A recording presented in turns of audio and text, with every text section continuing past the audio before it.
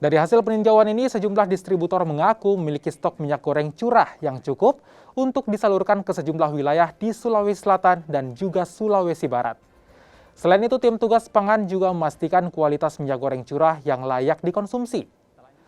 Usai meninjau, Kepala Dinas Perdagangan Sulawesi Selatan memastikan ketersediaan minyak goreng dipastikan masih aman dan dapat memenuhi kebutuhan masyarakat Sulawesi Selatan hingga 2 bulan ke depan.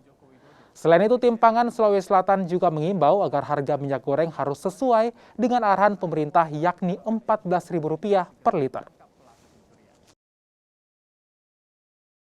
Minyak goreng curah untuk wilayah Sulsel masih dalam keadaan aman. Cuma masih ada stok, jadi tidak ada kelangkaan minyak goreng curah untuk di pasaran Sulawesi Selatan. Dan apabila nanti kami temukan adanya penimbunan, tentunya akan kami lanjuti. Tapi sampai dengan saat ini kami belum menemukan, kami masih saat ini kami melihat bahwa stok ada dan penyaluran barang keluar masuk juga seperti biasa.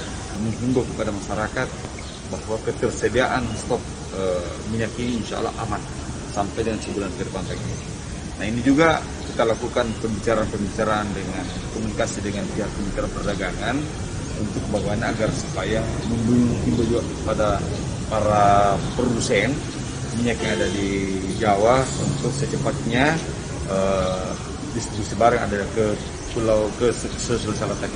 Itu yang kami jaga. Terkait dengan kondisi harganya, ini insya Allah mudah-mudahan sesuai dengan harga yang ditetapkan oleh pemerintah tersebut. Tapi yang terpenting bahwa tidak ada penimbunan, dan itu kami yakinkan kepada teman-teman semua, insya Allah tidak ada penimbunan minyak yang ada di Sulawesi Selatan ini. Ini kita selidiki, tetapi ternyata sampai dan